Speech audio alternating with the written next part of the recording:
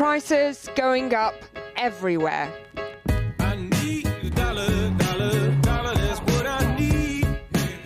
don't know for how much longer I'm going to be able to afford this, but it's quite expensive. Myra, like millions of other families around Britain, is trying to make her money stretch as inflation hits a 30-year high. If the prices change too much, we just wouldn't be able to afford it. She started a Facebook page to log her family's battle to manage the household budget, but it's getting harder by the day. Our generation has not seen anything like this. I'm constantly thinking about changes that we can make and how we can make savings and how we can redirect finances and energy and does it feel like an uphill struggle? It's absolutely an uphill struggle, yeah. It's never ending. Myra used to be a teacher, but now she stays at home in Birmingham to look after her 3 children who all have autism. Mark is the real chef in the family. He works full-time, which should leave them in a comfortable position. But even he worries about what might have to go. They're all luxuries, and obviously we can cut back on luxuries at the end of the day.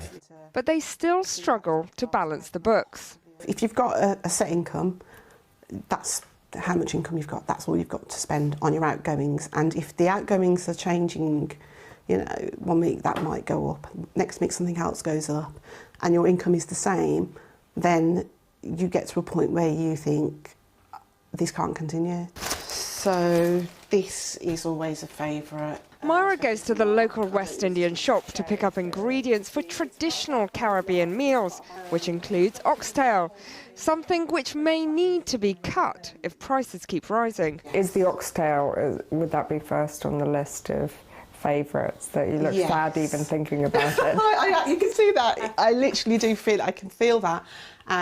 Because we feel like we've already made the shift. We've already made the shift from not buying it at a takeaway, because it's about £8 for a large meal for one person. So that's about £12 in money, but that feeds us all. Today's figures show inflation is now 5.5%, rising faster than expected and forecast to soar past 7% by spring.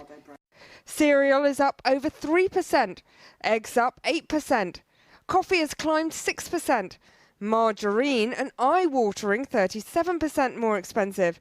And if you fancy a condiment, it'll set you back an extra 12%. All in all, this adds up to an extra £5 billion on shopping this year. And supermarket bosses have warned this will only get worse.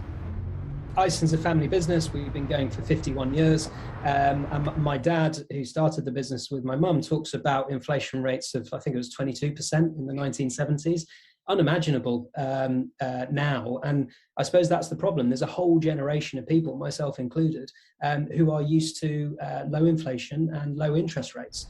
Iceland have frozen prices on some of their ranges, but they can't do it for everything. Well, if you look at the UK supermarket sector, we operate on very tight margins because it's a very competitive industry. So we're not an endless sponge that can keep soaking up constant price increases. And I suppose it's the perfect storm, which is driving all of this inflation. The problem here is that because we have to make a profit, we have to try and break even. We've got 30,000 people who depend on us to do so. That will be sort of translated through into price inflation for the consumers. That perfect inflation storm came from the global economy trying to reopen suddenly after COVID, creating bottlenecks at ports and astronomical gas and commodity prices. At home, that translated into higher transport and packaging costs, rising energy and food prices. That meant bills getting more and more expensive in supermarkets, restaurants and forecourts, feeding the demand for higher pay, which adds further to business costs, which turns into even higher prices. And that bakes in inflation and makes it much harder to dislodge. Back in the Duckworth household, Myra talks about other cuts they've also had to make. It's hard because I've got 2 teenage children and a preteen.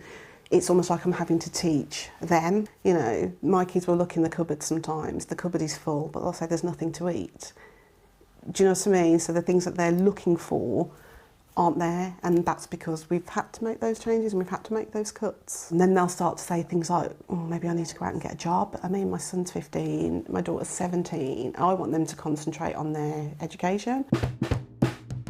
But even college has become an issue.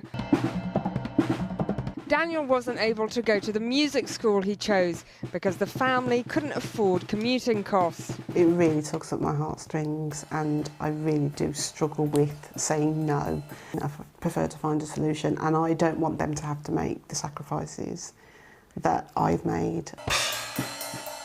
You can have cutbacks and you can make savings and you can just live on essentials, but then it's like, is life even worth living if we're just surviving?